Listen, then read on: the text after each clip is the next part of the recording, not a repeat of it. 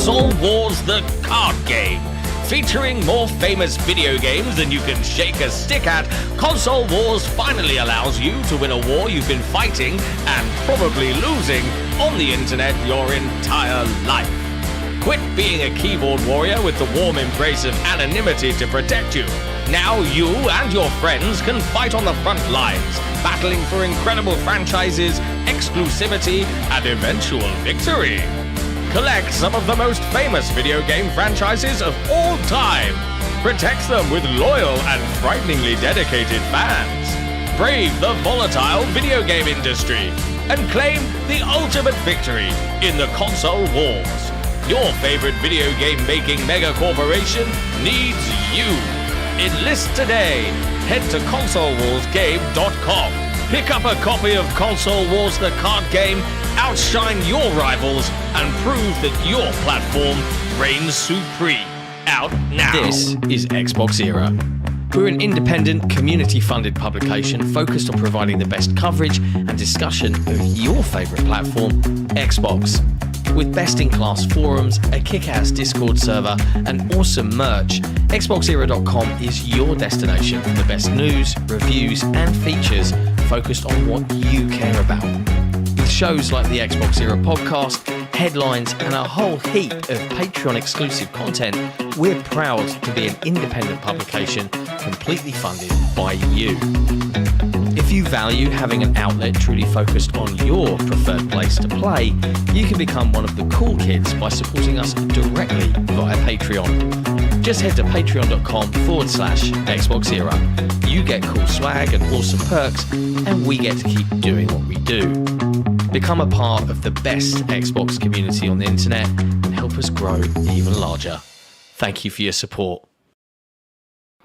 Everything Xbox Era does is only made possible by the growing army of incredible Patreon supporters. Our MVPs and executive producers are all incredible people, but even more so are our grand benefactors, Croat56, Assassin, and Kevin S. All of this under the watchful eye of our lovely and benevolent CEO, Torn Raptor. If you want to become part of one of the best communities on the internet, head to patreon.com/Xbox Era, where your patronage can help keep us alive for another month.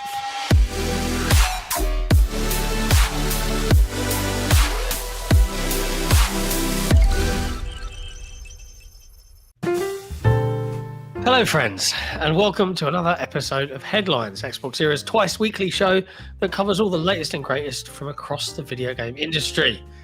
Today's date is November 25th. I'm actually really ill and wish I was in bed host, John, and joining me as always is reviews editor Jesse Norris. It's one of the things you lose when you are a run your own business man. Yourself. Yeah. Yeah. You don't get to take time off. Nope. As a bonus for our wonderful patrons, we'll make an audio version of these episodes available to them in Patreon for use in their preferred podcast app. But if you're on Spotify, you can link your account within Patreon and listen to it there instead. If you would like to become one of those Patreon legends, please do so and head over to patreon.com/Xbox Era. There's not a huge amount of gaming news today. There's going to be a lot less on Thursday, which is a national holiday in America. Time for you Americans. Hooray, we stole this land from these other people. Yeah, you know about that. Yep. Learn from the best, motherfucker.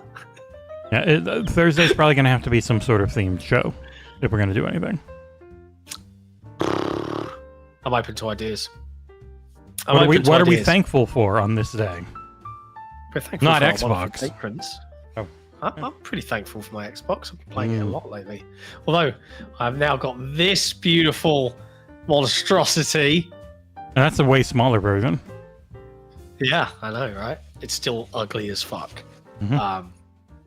But we'll talk about that later on.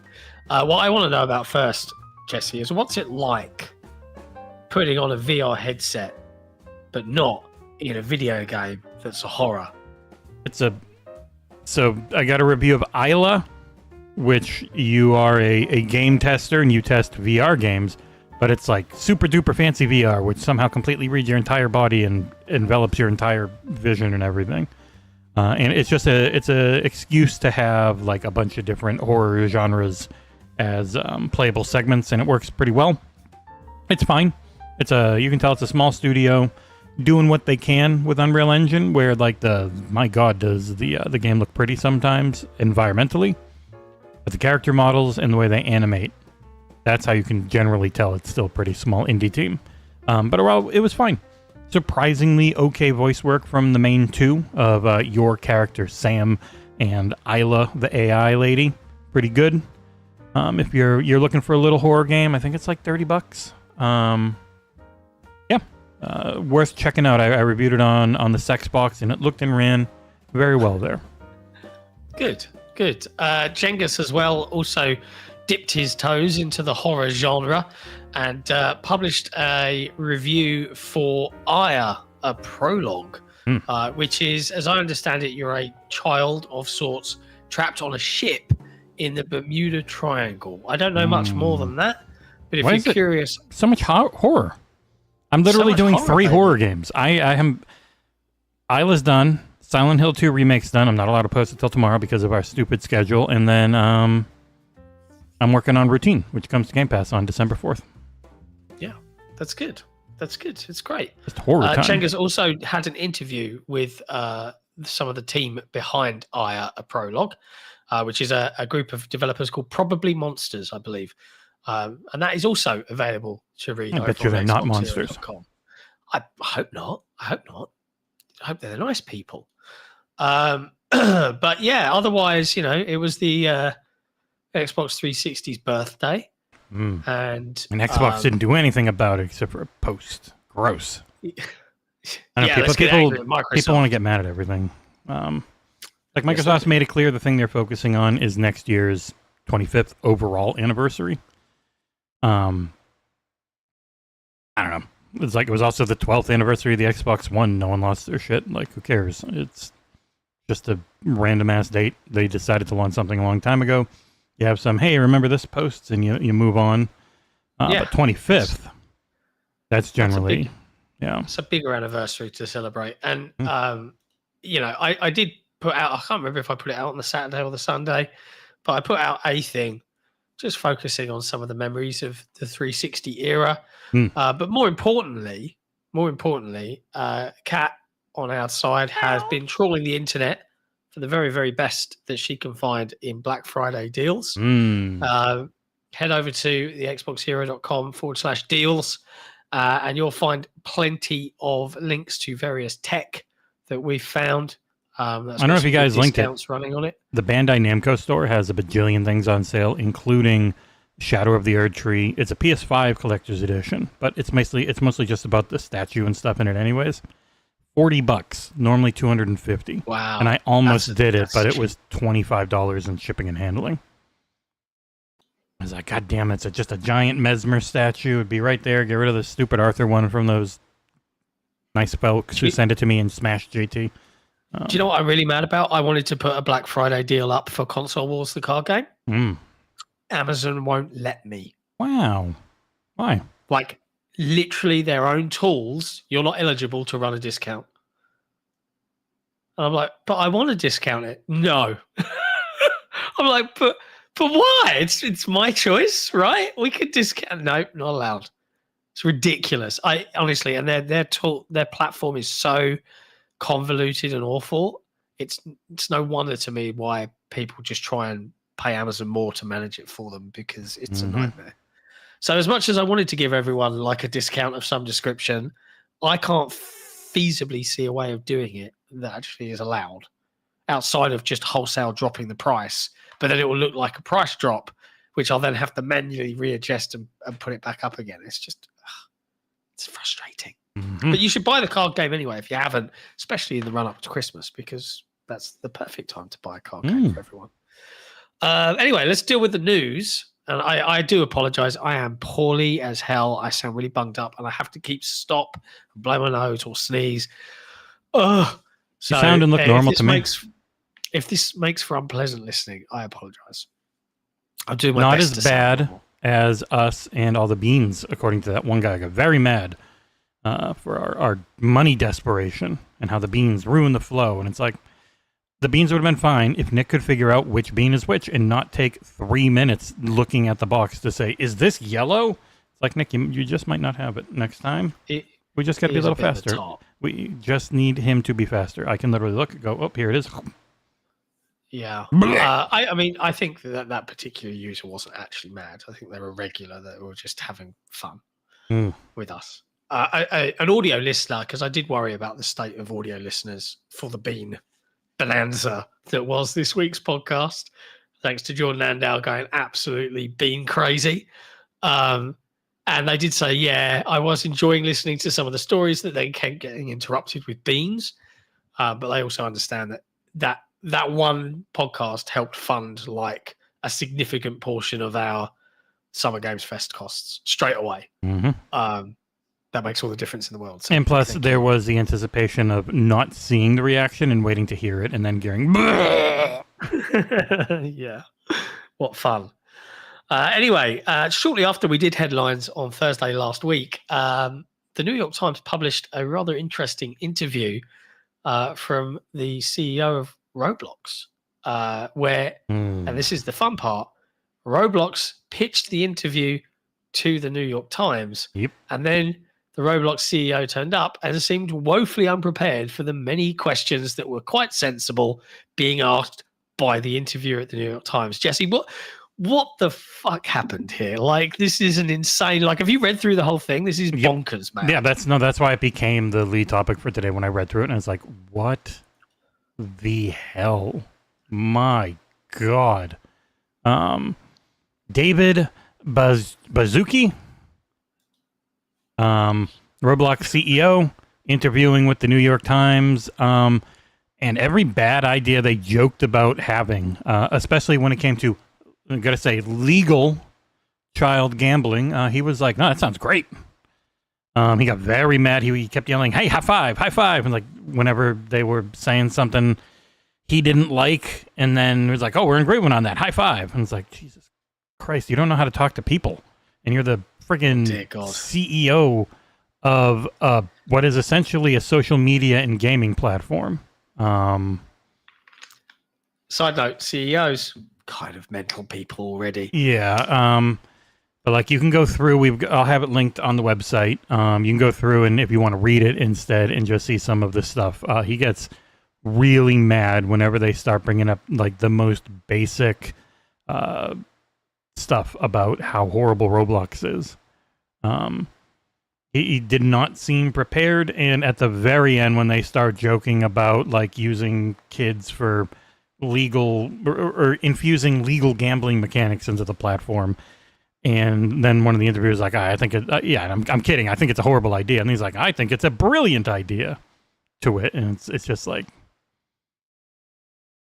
it got really uncomfortable and he got very mad, and it was funny because it was his company that wanted him to be there. The specific bit here is the interviewer says, would you ever put a prediction market inside Roblox, like let kids bet with their Robux and say, I bet he's going to steal a tongue sahur. I don't know what this is.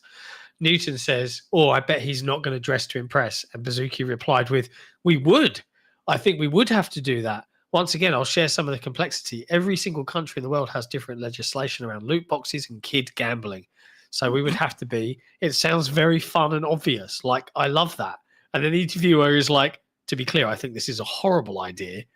And then the CEO laughs and then says, well, actually, I think it's a brilliant idea if it can be done in an educational way that's legal. And so imagine, no free Robux, no free prizes, just a game called the Dress to Impress Predictor, where it's not like trying to get kids money or anything like that. I think that would be a big part of it. So he's kind of like backpedaling a bit, but it's like, It was just that over and over again, man. There's the follow up, and the interviewer says interesting, and then I think yes, start them young. That's what I always say. When it comes to gambling, you're never too young. Is that the interviewer? Who is Roos? I think that's the interviewer. I think they're okay. Yeah, they're joking there. Mm-hmm. God. Pretty much whenever he responds to their joking, it doesn't sound like someone who understands human humor. But that is Tech Bro.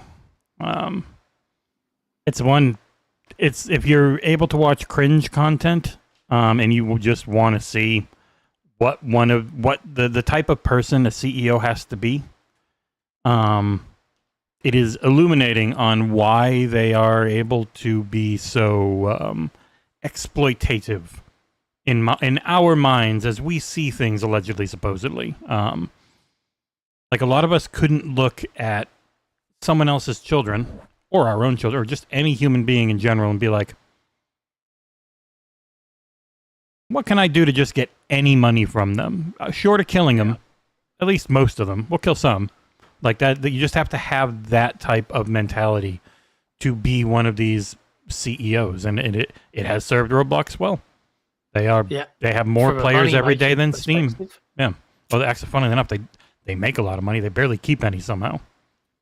They're one of those. So, I will say again, recommendation: if you're a dad or a mum and you're listening to this show, or a parent of any kind, Wobbly Life, that game, absolutely great. Let your kid go and do it, and I love it. It's educational. My daughter took on a male route as a job, and it not a female route. How unwoke! Where you're shooting packages out of a moving mail cart, and she has to deliver 25 packages in the run, and then she gets money, but she can't. She had to get enough money to buy a house. So it's like, it's wholesome and it's great and it's multiplayer. That's the game that should be taking off right now. Roblox is a piece of shit full of exploitative adults that just want to make money out of kids and idiots. And adults who want to make a lot more want to get a lot more than just money from kids. And the platform itself, I feel, and many feel out there, has not done nearly enough. Or, seemingly, I could be wrong, allegedly, supposedly, don't give a shit. Just from the way they act, it's like they don't actually care. They only started ever having any type of real commitment to stopping child predators once it became bad PR. Yeah. From the outside, that's what it seems like. Allegedly, supposedly. Indeed. Elsewhere in news, a minor 30-second, thing I hear on a YouTuber's show made the rounds this weekend, as many dying websites decided to report it as news. But Epic's CEO has spoken about the increase in RAM and the problems, the RAM pricing and the problems that that's causing. And there's some different thoughts here. Mm-hmm. What's happening here, Jesse, with this one? And I'm deferring to you because I'm going to sneeze and I can. Yeah. So Moore's Law is Dead had done his normal Moore's Law is Dead thing, had a long rambling video because he's not a tech guy. He doesn't understand hardware. He doesn't test things. He just has someone in the supply chain at AMD that occasionally gives him correct info, as best I can tell. But his channel has been built up almost entirely around console warring and just being wrong, but never being held to task for it. And pretty much whenever he says anything negative about Xbox or super positive about PlayStation, he gets way more clicks in the media because they all, probably knowing that he's not a good source, know that they will get a ton of clicks as well. And so at the very end of a video last week, I think it was, he said, and Xbox was completely caught off guard by these memory shortages, and now buying RAM, they're going to have to they're looking to up their prices soon, and everyone ran with it. There's still a 6-page thread on Resetera where no one's gotten the update, which of course comes from Jez, so they'll just say, oh, he's just defending.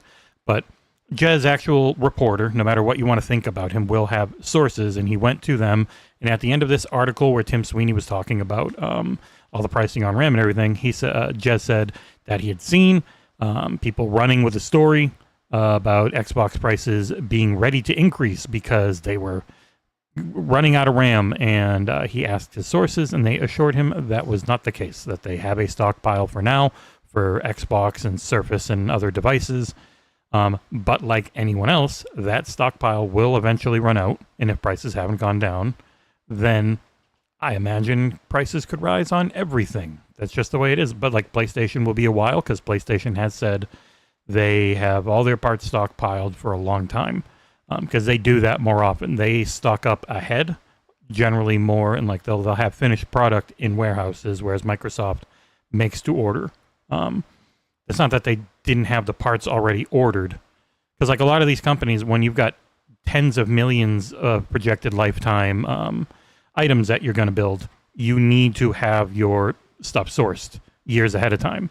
And as time goes, you might find cheaper parts or things like that. But yeah, listening to Moore's Law is Dead about anything besides what could be in a packing manifest for AMD is a bad idea.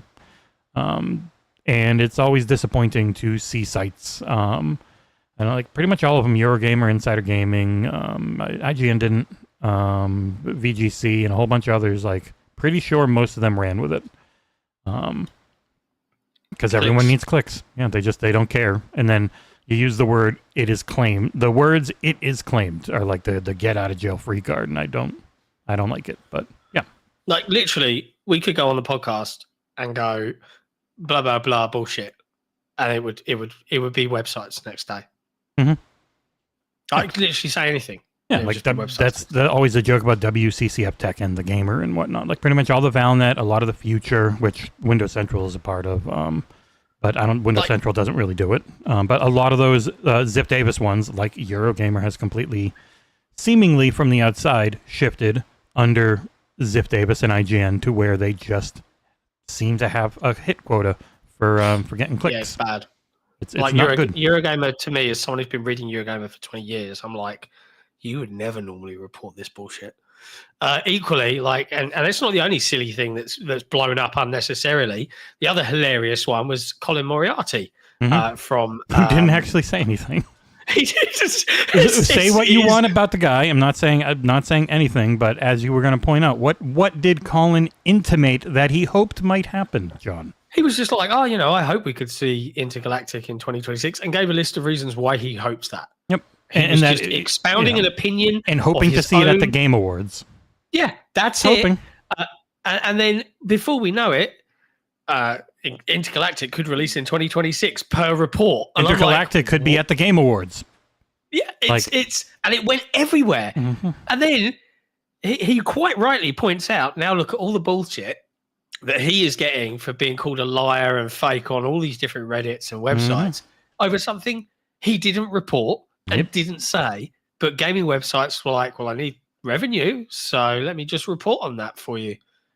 Infuriating. Well, and it's also I would agree with him. It is awful practice. Yeah, it is it's a self-fulfilling prophecy where a lot of these gaming websites, instead of fostering a good community, like I think we have tried and done pretty well, do focus on SEO to the point that if SEO is ever hard or it's just not working as well, you don't have anything else to fall back on.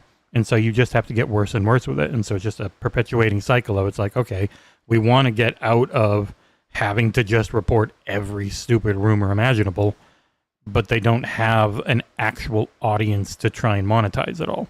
And so they just have to keep pushing SEO, which is getting worse and worse because the guide side of things is only getting worse. When you're trying to fight with shitty, like really bad AI, chat GPT written up shit, but people don't know it's bad. They just see it's flooded everywhere and, oh, this must be the right way. Maybe I'm not doing something right. The whole industry sucks to work in for people that are at big companies. It's not fun. And I do think how bad it has gotten for bigger companies is a big reason why so many of them are so toxic. Because they're like, they have a journalism degree or they've been it for 20 years and the only way they can make a living right now, because they're bad at playing games so people don't want to watch them, or they're not great on camera, because few of us are. No, most people aren't good at playing on camera, and it doesn't really matter. You have to be really lucky to break in on streaming. Your only option is to just do the most negative shit, and that's just going to self-perpetuate and build and be a cycle of making you a miserable person. Yeah. I mean, I would argue that we've seen a lot of that misery come to the forefront over the last couple of weeks, because everything has to be a competition. Everything has to be a winner and a loser. Yeah. That was the whole industry. The whole industry was console warring. That was everything. Like, talking about video games was always the least successful part of talking about video games. Yeah, it's a weird industry to try and juggle right now. I see Trav trying to make fun of Alana Pierce again. She had an excellent piece on AI, and she also had an excellent piece on how bad it's getting for people leaving video game development. You can put some real good videos out. As fun as that joke was, like, I actually don't hold any grudges. Like, Alana probably, and yes, granted, incorrectly assumed that we were just another one of those websites that we were just discussing, which will just post any old shit.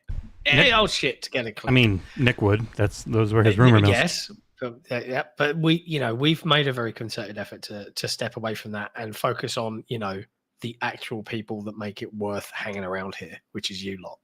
So, but yeah, there's been plenty of good news out on gaming, but equally we've seen some very silly looking reviews for poor old Call of Duty Black Ops 7. Well, it's there was I don't know if there was if you saw it or not, but there was a post on Blue Sky that I agreed with. That was I should really find it because I would like to quote it correctly, but it's pretty much that.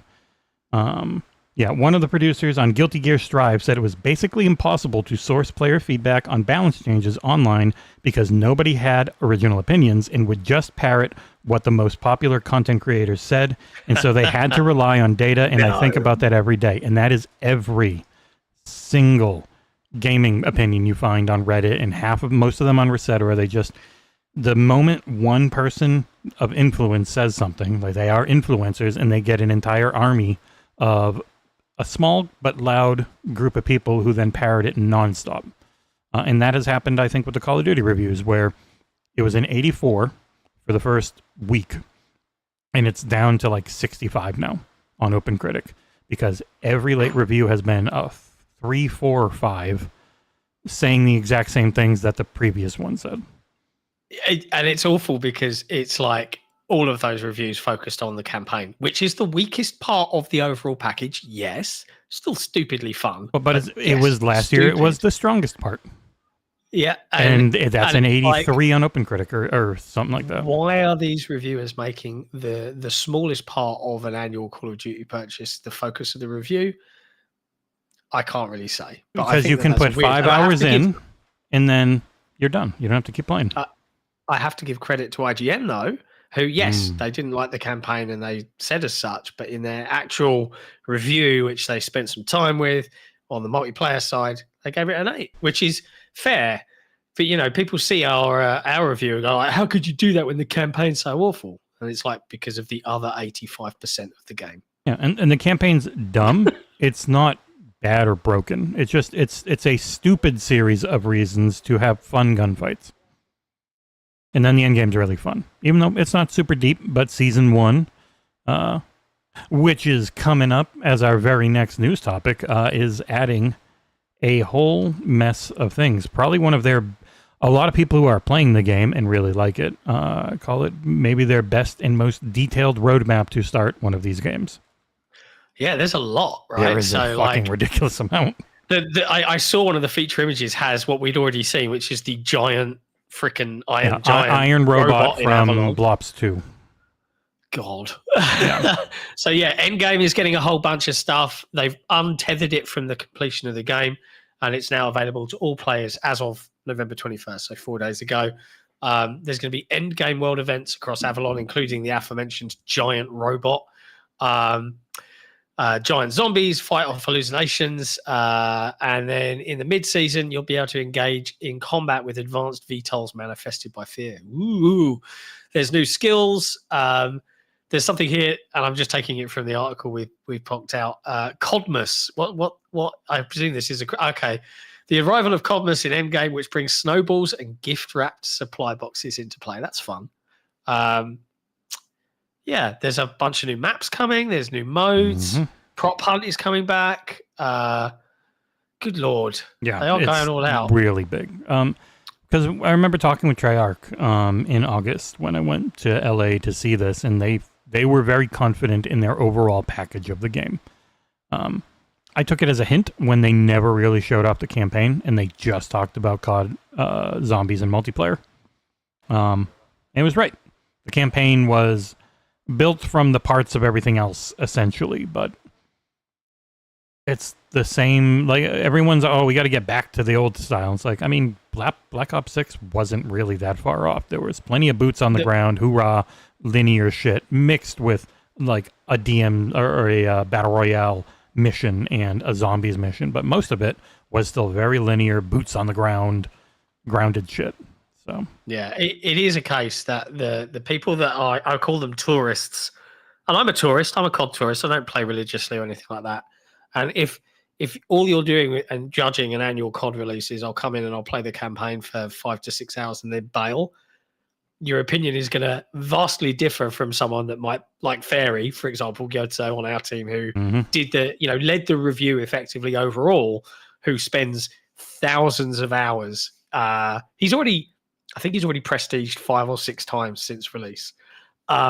If that's you're going to have a very different take on the whole package. And again, reviews, they're just opinions, and like arseholes, everyone's got one.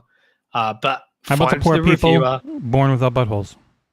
Apart from those, but find the reviewer that aligns with your methodology, your thoughts, your tastes, and listen to what they have to say. But just the focus, and don't parrot it. Just weird. Listen to what people have to say. Listen. Don't just take their talking points as your own, which is always the most I could be boring wrong. Shit. I'm not wrong, but I could be. But yeah, there's tons and tons of detail in the Season 1 breakdown. I'll put a link in the chat for those that want to have a good read. But I think, I look at this COD and it's far more, jump in with your mates friendly than competitive if you want it to be, which I like, that's my preferred Mhm. co-op over competitive, unless it's Halo Arena, in which case, sign me up. Elsewhere in news, Other big updates. yeah, the Xbox ROG Ally is getting a whole bunch of new features. They say the Ally. It's so some in it's the the Xbox full screen of yeah. So experience. it's both. Like Armory Crate has its stuff. So if you're on an Ally, Xbox Ally, regular Ally, probably getting this. But then if you're on anything else with the FSE, there's stuff as well. But they very much position this as a which also lends credence to the fact that they probably upped their time frames a little bit. Because they're not mentioning all the other handhelds you can use the FSE on, just the first one. Yeah, well, this is their device, right? They'll leave it to their other manufacturers to advertise as they wish. And really so there's a couple of things to unpack here. First of all, the Xbox full screen experience is now installable via Insider Preview officially without having to do any regedit bollocks, which I did like a month or so back before the release, or 2 months back. Arthur Gies was doing it on PC to get it working on other handhelds and stuff, and then the next day they're like, "Here you go." He's like, "God damn it!" Just so went much through all work. that effort. So now you can just opt into the Windows Insider release preview ring and wait a couple of minutes, download your updates, and you can activate the full screen experience on whatever device you wish. But outside of that, Armory Crate have now introduced, alongside Xbox, default game profiles, which is available in the Insider Preview. And you'll need to be with the latest updates from Armory Crate as well. And these are automated profiles for specific titles that automatically balance frame rate and power consumption. And it's like mostly just first party to start with. They do support Fortnite and Hollow Knight Silksong, but there are around 40 or so games, and the first party ones are COD 6, 7, Black Ops 6 and 7, Warzone, Doom Eternal, Doom the Dark Ages, Forza 5, Gears Reloaded, Gears Tactics, Halo, the MCC, Indiana Jones, The Great Circle, Minecraft, Sea of Thieves, and Tony Hawk's Pro Skater 3 and 4 are some of those 40 games. Can we figure out a way to have it stop injecting ads in between lists? It just, man. I have mentioned that we really would like them to stop doing that, and they are looking at it. It should just be a list, not have an ad after the first item and then an ad after the fifth item. Yeah, mine's just done it before the list. So Jesus Christ. Not in the list. But yeah, the default profile thing is cool. That is essentially what the Steam Deck does for Steam Deck verified games. I was really hoping they'd get to that. Yeah, it's nice. There's some stuff in there where they say if the game falls short of its target FPS, then the game profile is designed to boost power to help it reach it and trade a bit of battery life for a smoother gameplay experience. And if it's performing above, then the profile will limit the FPS to the target rate to save power, which is smart. And it's weird because like Silent Hill 2, which you yoinked my image compare to show the save thing, which, by the way, isn't supposed to hit until next week, according to this blog post from Xbox, but it's live now. It says Silent Hill 2 is handheld optimized, but it runs at 20 to 21 FPS no matter what I do. At full turbo, plugged in mode, everything low, and it runs worse with FSR or anything on. It's really FSR weird. is a bit of a trick because it will take processing power to run it. Yep. I haven't tested it, but I've found there's been a number of occasions where say I'm reviewing something, and like a Prime one, right? And patrons will know this. If you're a Patreon member for Xbox Era, you would have seen on Monday I posted a new Patreon Peeps episode, which is an exclusive first look at something we're checking out for Sectori, which is effectively a modern, new, really good Geometry Wars style game. And with the 360 anniversary, it really made me think of Geometry Wars and that original launch. And it's so good that I'm like, holy crap, I have to review this. So I'm working on that, and I plan to have that out later on this week.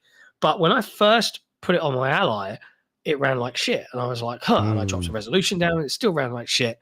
And then I booted it back up again the next day, and now I've got it running perfectly, flawless 60 FPS, apart from the so there was a big firmware update and all that, but I'm guessing you already had that, right? I did already have those updates. So the only new update that I downloaded, which was this morning, and it was running great before I downloaded that update, was the 25H2 Windows 11 release. So I can't explain it outside of... Maybe it was It's Windows. How long were you playing it on there? Uh, While it was bad? Was it I not tried it very a couple long of because it was times. so bad? yeah, not very long. It Maybe 10 minutes. still could have been trying to compile shaders in the background. Could have been. Yeah, that's. It doesn't Because come up with the compiling some shaders, but games maybe it was. just do it in the background and hope, with a modern PC, you won't notice on a game like that. But in some smaller, less memory bandwidth, it can definitely hurt it. That's a good shout. But I'll include some footage of my gameplay in my review. Mhm. But it has become one of my go-to handheld games. It's really good. You can probably guess what my review is going to feel at the end of it because it's already past embargo. I'm just highlighting it because it's one of those. I could say my Silent Hill 2 score right now, but you won't let me because of our stupid calendar. That's right. The stupid calendar rules supreme. But yeah, there you go. Loads of new updates coming to your handheld near you. Next up in news, some terrible footwear for terrible people. Yes, I'm Terrible judging looking, everyone. comfortable footwear. I hate them. Never worn them, but I hear they're comfy. My missus has an adage that she says that like if you only ever could pick one pair of shoes, it's got to be a pair of Crocs. And I'm just like, ugh. And she keeps threatening to. As soon as she saw these Xbox Crocs, ladies and gentlemen, Xbox themed Croc footwear. As soon as she saw them, she was like, "I'm going to get them for you." I was like, "No, Yeah, you shouldn't don't have to do it." You shouldn't have to. They were sent to a bunch of people like Greg Miller and others. They weren't sent to us, so not complaining. For the people that always say we beg for things, it would just be nice to be able to cover things sometimes without having to spend the money we don't have. I don't think I need to cover Xbox Crocs, but hey, You if could let Crocs are people know. your Does it jam, work as an actual controller? It does not. Oh, Xbox Croc hardware review doesn't even connect the bloody things. They also released a bunch of, and this was a new word I learned today typing this up, gibbets, which are the little things that can plug into your Crocs to customize them. Nick could have told you that he has 1 million of them for his Crocs. God, I bet he's going to buy a pair of these. And people are like, "Oh, they're putting more effort into Crocs than they are making hardware." It's like, it's a website that specializes in doing collaborations. It's not Microsoft making these. It's Microsoft allowing this company to use their license for these. No, we must immediately. It's like the people at the get angry about controllers. things. It's like, "Oh, they got more controllers than video games." It's like, yeah, completely different divisions, and controllers are just, let's find a pretty color for this shell. Like, I don't know. Everyone loves to complain. I hate them all. Every last one. Yeah. Also, I hate the fact that our video player goes on top of images when you click them. Yeah, but you can close the video players, like- Didn't have to. Anyway, that's what keeps Oh us my alive, God. man. I don't know why you're complaining. I think our website's terrible. But I know why. I know why every website is terrible. It's because it's literally the only way to make any money off of them. Imagine a world where we could introduce and move all the patrons onto a members-only version of our website and have everything direct through us, and then those members would immediately not have any ads ever. How cool would that be? Mm-hmm. Anyway, next up in news, Assassin's Creed. Ubisoft came out. Nothing was wrong with Ubisoft. They just postponed their finances. It was very because of an complicated. accounting reason. Yeah. Whatever. They're not being acquired or anything like that. But there were some neat details. They said that the Assassin's Creed franchise exceeded their expectations. And I think, and I'm paraphrasing here, but effectively it was driven by stronger than expected performance for Shadows in the end. Isn't that the game that everyone said was woke and was gonna fail? Or Mm-hmm. Well, why can't you just have a cool Japanese man? Why do you got to have a lady and a large black guy in there? How dare you do a cool history thing? Ubisoft also, I didn't put it in there, but it's all in on AI because they're always all in on every new tech. Everyone conflates the word AI as meaning every bad thing, though. Like, they had this teammates thing, which was, I think, about like talking to, like, having a natural conversation with someone. They showed it off to like BGC and a bunch of others. There are interesting implementations for machine learning and LLM stuff. The generative garbage that is built off of stolen art assets is all bad and should be gotten rid of, and you really shouldn't trust any of these CEOs because they are going to take the cool stuff and use it as an excuse to try and fire people. But you also can't just say, all AI bad. If this game has any AI, I won't support it, because then you're not going to support almost anything anymore. because like, how far down do you go? Most people writing code know there are certain things that these programs can help you with. They're not creating, they're not putting a soul into your product, but they are helping to reduce some busy work here and there, from what I have been told by people who work in it at the very low coding level, not the let's take some assets and put them into a computer and barf out some six-fingered monstrosities type of stuff. Yeah. But that's not all with the Assassin's Creed Shadows updates. Surprise, there's a newly announced Attack on Titan quest coming to Assassin's Creed Shadows today. And it only lasts for a month. Yep. Right, and then it's gone forever or something. So Naue gets a really cool Mikasa outfit, and big guy who I can't... Oh, she also gets his kick, Yasuke's kick. And Yasuke gets like... I think it's the Armor Titan inspired outfit. But those, of course, as far as I can tell, will cost money. The quest is free, but the outfits that they're really selling this with cost money. Looks also, cool. They don't even show Yasuke in the Titan armor for some reason there. But it is a thing. Looks fun. Looks fun. And it's available from now and for 4 weeks until December 22nd. It comes free as part of an upcoming update available to all players, which also includes additional story content. Yep. So they support their games a long time. Yeah. It's a good game. I called that's it a great not the game. only Ubisoft news in the news, though. They were also subject to a couple of exclusive reports from our friends over at Insider Gaming. Firstly, that the Assassin's Creed Black Flag remake is set to launch, reportedly, before March 31st, according to the folks over at IG. Not only that, but the long-delayed Prince of Persia Sands of Time remake is rumored to be not only at the Game Awards, per a report from Insider Gaming, but possibly releasing in January, which I would be delighted about and would like to do the review for that one, please. Okay, then you have to give up Black Flag. I'm kidding. We'll both do Black Flag, but you can do Prince. I played Sands of Time a long time ago. I remember liking it, and that is it. I don't remember anything else about the game. Well, I found that all of the Prince of Persia games were on sale on Steam during the show, but podcast. Yep. Unlike Nick, you didn't immediately start playing them. I did boot it up once just to see how it looks. Twice. Your camera went to shit twice. But I have since played it, and here's the cool thing: Prince of Persia 2008. Aside from a weird, wonky, where they like some games have a launcher of their own, where it's like you do some settings, runs flawlessly, high everything, 1080p, 172 FPS, and it looks fantastic because it was a stylized art style that wasn't going for ultra realistic, and it plays as good as I remember. And I'm like, holy crap.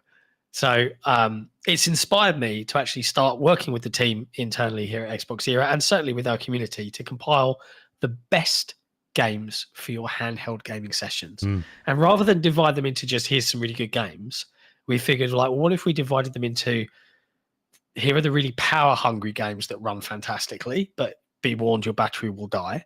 But here are the games that might surprise you and will run forever, but are great. So, yeah, we'll be working on that, something to do in December when everything gets really quiet. And if you're close to a data center, you can pretty much stream any cloud thing for like 10-plus hours. It's not using any local compute. It's just the Wi-Fi and display and sound and stuff. But yeah, I was a big fan of Prince of Persia 2008. I played through it all once and 100%ed it, but now I can't remember anything about it. And I was playing through it again. I was like, does this hold up? Yes, it does. Anyway, last couple of news pieces now. Timesplitters. Remember Timesplitters? Nope. Oh, don't think really? I ever played it. No, wow. Okay, it was a bit of a classic FPS franchise. I've definitely heard of it. I just don't remember ever playing it. Oh, wow. My cat was at my door, like meowing desperately to come in, to the point where my folks just had to open the door for her because she was complaining.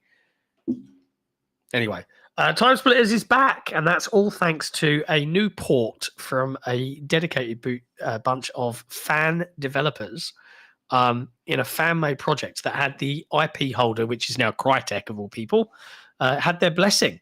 And it's been in the works for apparently since like 2007, but really in the works since 2013. And they've now launched it for free on PC in what they are calling early access. But it contains a lot.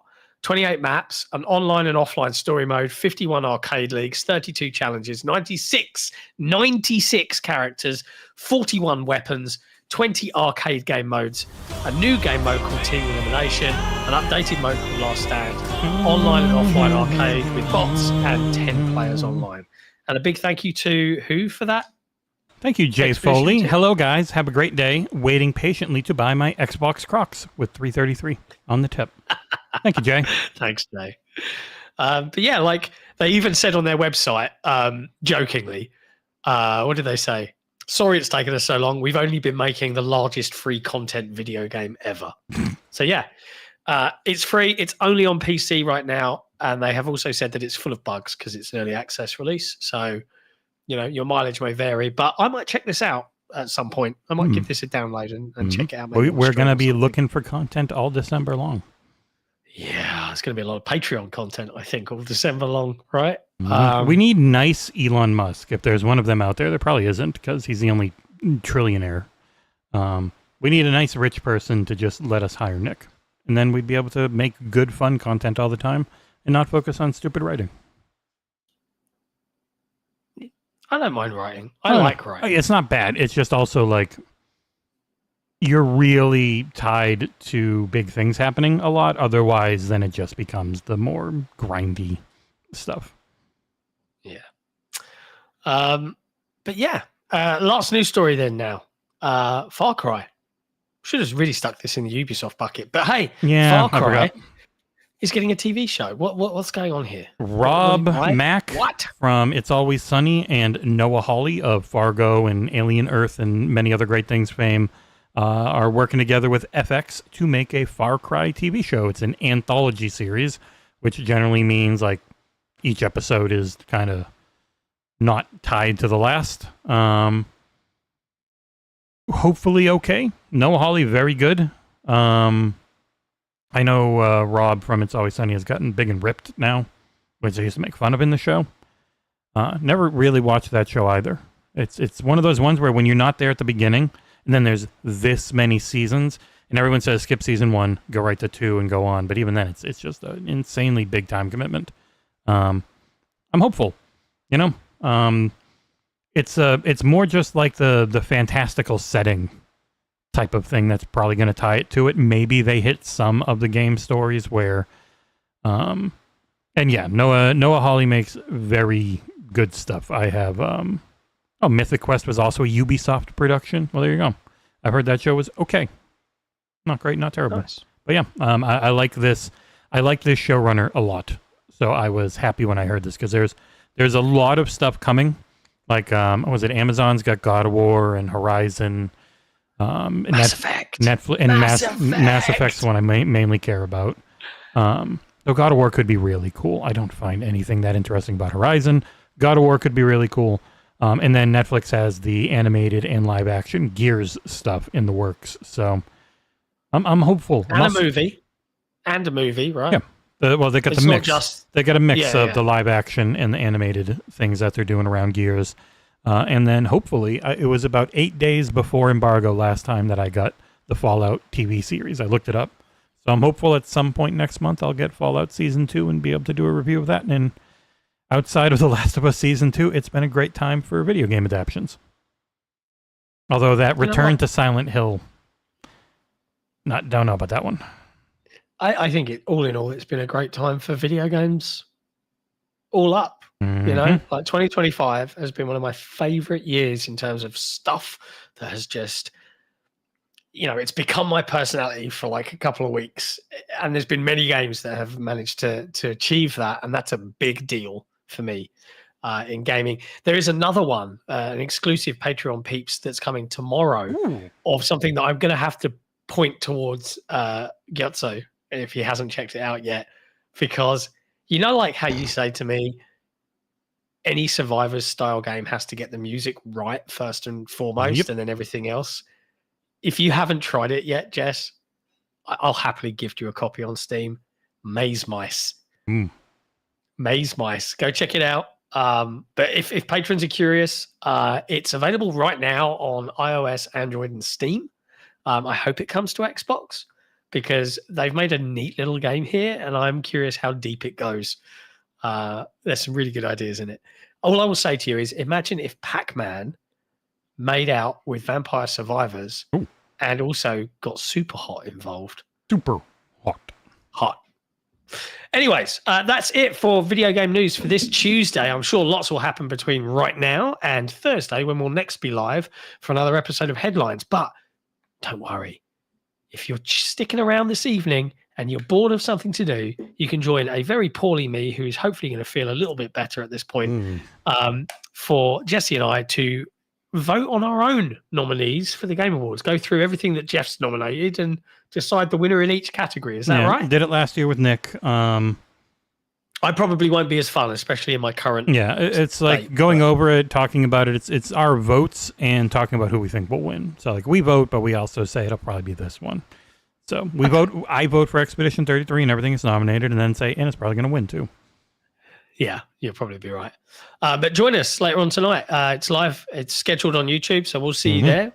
And hope you'll come hang out with us for a bit. It's just going to be a chill, fun stream. If you're planning on some podcast style video games and you want something in your ear that's inoffensive and fun, why not hang out with us? Other than that, we'll be back for Headlines on Thursday and of course the Xbox Era podcast on Saturday. From now until then, if you want to be up to date on Xbox news, keep your browsers locked on xboxera.com, not on IGN. Jesus. Wow. Ugh. I'm tired. I'm going to go to bed. I'll see you at 10 o'clock. Ciao for now, everyone. Bye-bye.